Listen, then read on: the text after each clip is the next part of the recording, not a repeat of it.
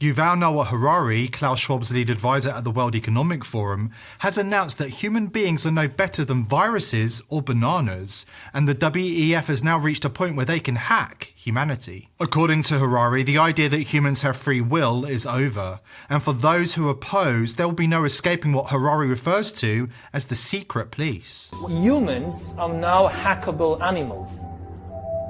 You know, the whole idea that humans have, they have this soul or spirit and they have free will and nobody knows what's happening inside me.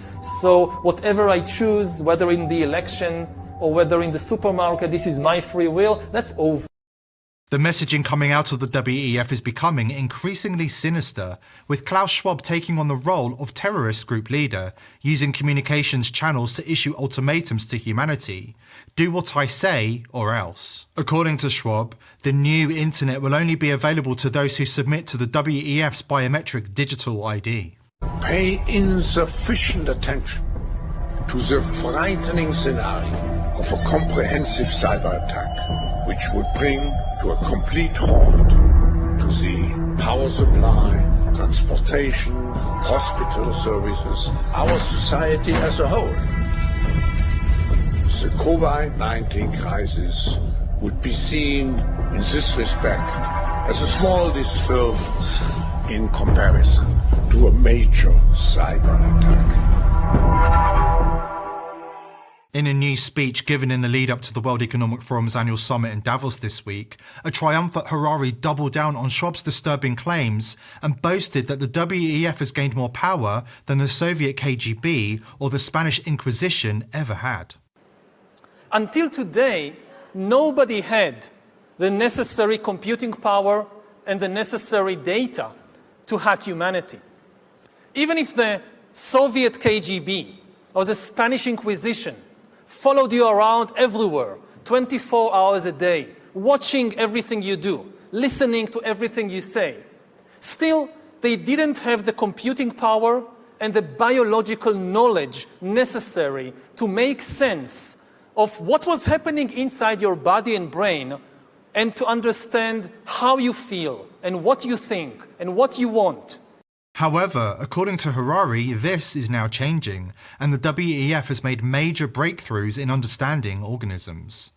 WEF scientists, drawing on what Harari calls the great insights of modern life sciences that he says began with Charles Darwin, have decided that organisms are algorithms. According to Harari, humans are not only hackable, but we are no different to viruses or bananas. Organisms, whether viruses or bananas or humans, they are really just biochemical algorithms. And we are learning how to decipher these algorithms. You can create algorithms that know me better than I know myself, said Harari, who then launched into a bitter tirade about the human race, obviously frustrated with common people for failing to embrace his vision of the future of humanity. You can create algorithms that know me better than I know myself. And humans really don't know themselves very well. This is why algorithms have a real chance of getting to know ourselves better. We don't really know ourselves. This is where things begin to get really dark. Harari obviously has a very low opinion of common people, having told us many times that we need to die in large numbers, and also comparing us to viruses and bananas, as you just saw. Perhaps his low opinion of ordinary people is why he felt the need to spell out exactly how the globalist elite plan to monitor, manipulate, and coerce humanity. Now imagine the situation in 10 or 20 years when an algorithm can tell any teenager exactly where he or she is on the gay-straight spectrum, and even how malleable this position is. You will not be able to hide from Amazon and Alibaba and the secret police. As you surf the internet, as you watch videos or check your social feed, the algorithms will be monitoring your eye movements, your blood pressure, your brain activity.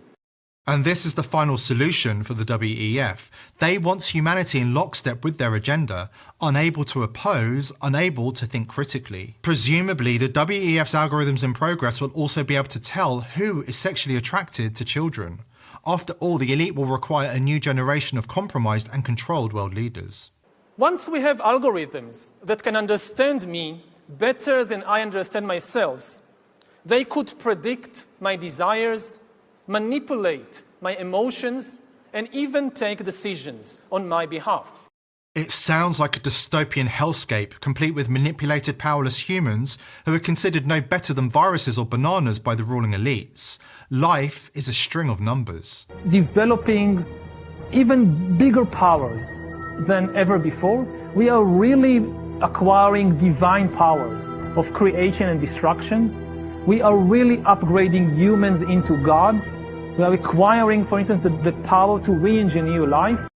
Harari is openly saying that technology will turn humans into gods.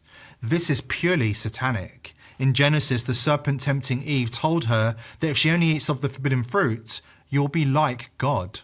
Here is Yuval Noah Harari openly proclaiming it and saying that it's a great thing. And the move to introduce biometric ID is more advanced than many realise. At Davos, all roads in and out of the elite headquarters are patrolled by the police and military, and only biometric ID will gain you access. This is a conspiracy fact. The globalist elite already have the masses under their control. The full frontal propaganda assault in recent years has terrified the masses into submission. Critical thinking skills have been lost. But there is hope. The elites were unable to brainwash all of us. Many of you saw through the Great Reset scam from the beginning, and an ever-growing number of people are waking up to the reality of what's happening in the world. The global elite know we're onto them and they are running scared. The WEF like to proclaim they are committed to improving the world.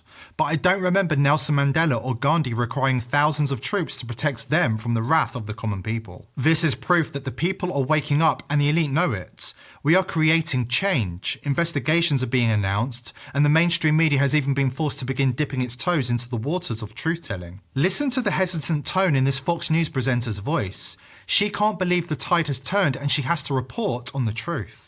And we are just getting word of this now. Regarding the COVID vaccine, the CDC is now saying that there has been enough cases of people who have had the vaccine, received the vaccine, and then suffered a stroke. The agency will now be investigating any potential links between the shots and the strokes. The dam is beginning to burst, and when it does, there'll be no stopping it. Here at The People's Voice, we are determined to keep reporting on the issues that matter and expose the agenda of the globalist elites. We are living in a critical moment in history, and everybody who has seen the light needs to pull together and help spread the word. If you appreciate our content, please do your part and subscribe to the channel, like the video, and help spread the word far and wide. We can't do it without you. Are you interested in reaching a large and growing audience? The People's Voice offers a unique opportunity to promote your brand to an audience of millions of engaged viewers. If you would like to sponsor or advertise on our show, please email sponsor@thepeoplesvoice.tv.